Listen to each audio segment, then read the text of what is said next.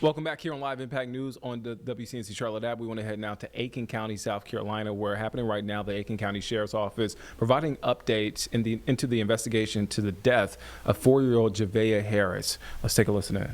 Thought in your head now, so at the end we can go ahead and ask those questions. So thank y'all.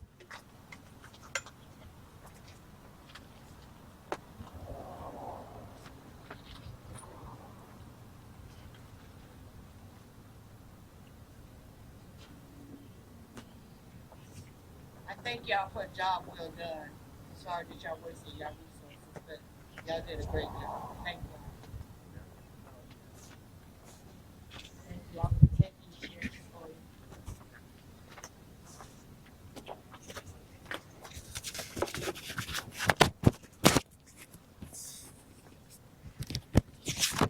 you. Good morning.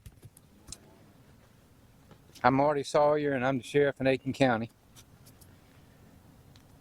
Thank you for being here today, especially the citizens of Aiken that's come in. Thank you for being here. And I'm here to provide an update on the investigation that we've been investigating the death of 4-year-old Javeayah Harris. These updates never get easier to share. This past week has been heart-wrenching for everyone, but we've seen an outpouring of support in Aiken County and a massive joint law enforcement effort to search for and now to seek justice for Javeayah Harris. Personally, there's some very harsh words that I would like to use about Javeayah and Michaela and their actions. But I will not do that. And I will not do that to protect and maintain the integrity of this case. But I will tell you this. I will not refer to them as mom and dad or mother or father. They don't deserve that title. I stand before you saying this is one of the most difficult, deeply disturbing, and emotionally taxing investigations this office has ever worked, and it's weighed heavily on this sheriff's office, all these other law enforcement agencies, all these people behind me that's worked tirelessly to bring this to an end, and it's weighed heavily on our community. I am truly sickened to share what this investigation has uncovered. From the moment Javeayah was reported missing, the sheriff's office, as well as our law enforcement partners and first responders, we responded with urgency, determination, and compassion. What started as an exhaustive and complex search quickly grew to something that I would have never imagined. Now understand, I cannot discuss all the details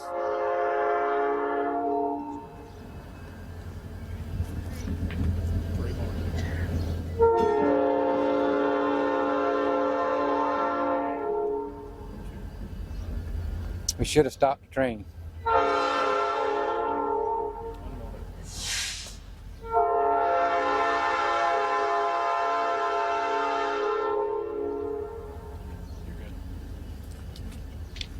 Understand that I cannot discuss all the specific details in this case. But at this time, I can share that a few human remains were recovered in an area known as Cedar Creek Reservoir, also known as Stumpy Pond in Fairfield County. These remains were immediately sent to the State Law Enforcement Division, and through analysis, the DNA of the remains are consistent with being the biological offspring of Javeayah and Michaela.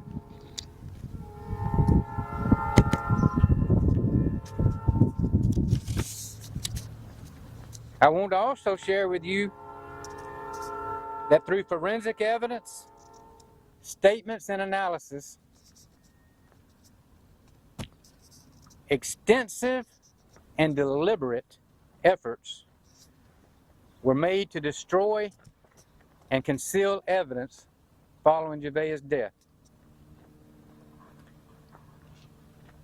Our information reveals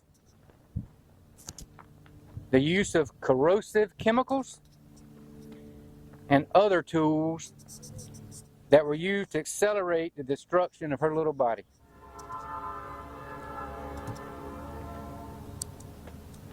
After this was completed, these two individuals poured what remains were left of Javeayah into the Cedar Creek Reservoir. These subjects went through great lengths to cover their repulsive and revolting actions. In my 37-year career in law enforcement, I have never, ever heard of anything so horrific. As a result of this information, it's unlikely that the entirety of Javeayah's body or any other remains from this point forward will be recovered. And I'll say this again, we had all hoped and prayed to find her body, but with the information we've uncovered, that's simply not possible. I want to also announce additional charges for destruction and desecration of human remains have been filed against these two individuals. I know this is heartbreaking for anyone who's followed this case.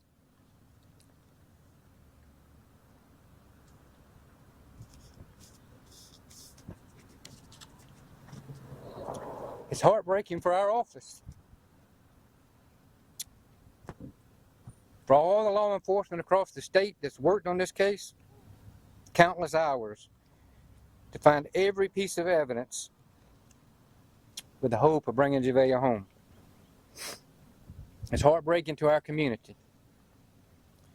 Our commitment has been to pursue the truth regardless of how difficult it may be. While no announcement can lessen the profound loss in this case, our commitment remains unchanged. Today is not only about the evidence recovered, it's about a child whose life was taken far too soon. While today marks a painful chapter in this case, it does not end our work. Our investigators will continue to pursue every lead, examine every piece of evidence, and work closely with the Second Circuit Solicitor's Office to ensure that justice for Javeayah is pursued. I ask you to pray. Pray for Javeayah and her extended family, our staff, all these other law enforcement agencies, and this community. Again, I want to thank all these law enforcement partners, local, state, federal, other first responders who assisted in this case. But from the time I announced at my last press conference that the investigation had taken us outside of Aiken County, I specifically want to thank the State Law Enforcement Division, South Carolina DNR, and Sheriff Will Montgomery and the Fairfield County Sheriff's Office. These DNR divers spent hours and hours and hours searching. Finally, I want to again thank our community. Throughout this investigation, you have demonstrated compassion, encouragement, patience, and prayers. We recognize the emotional impact this case has had on so many, and we thank you for standing with us. Together, this community has shown that even in the face of tragedy, compassion, unity, and service remain stronger than the darkness we've encountered. I'm going to take a few questions, but if it didn't come from this press release, you're probably not going to get much more. With how this investigation has unfolded and these additional charges on the parents, at some point, plans to prevent that. At this point in time, with what they're charged with, that would be a question for the solicitor's office later down the line. I don't want to speak for them. And what have you guys learned from relatives or other close family about when Javeayah was last seen alive, and whether or not any one of the close family members had raised any concerns about not seeing her for an extended period of time? I'm just going to say the same thing I said at the last press conference. We believe that she had been dead for about a month before the 911 call. Has there been any evidence that you guys have found in the last few days, or when it comes to the child abuse standpoint towards Javeayah, that was it one specific incident that potentially killed her? Was it ongoing? I can't speak on that. I know the answer. I'm just not going to give that. You all have on the pink ties and the pink ribbons. Can you elaborate what that means to you? And you mentioned seeing the community here and put together this vigil tonight. What does this mean to you? Well, everybody's put on Facebook to wear pink. The pink's her favorite color. We just thought it would be, we care about her like everybody else does. We have people that'll be at the vigil tonight. I have a previous speaking engagement, so I can't be there. May come late, but we just want to show that we're human beings. We're not robots. We care about the people in this community, especially a 4-year-old little girl. This is the most disturbing thing you'll ever see. All right, one more question. Go to Fairfield County and I'm not going. Our investigation led us there. Okay. Thank y'all, and thank you, community.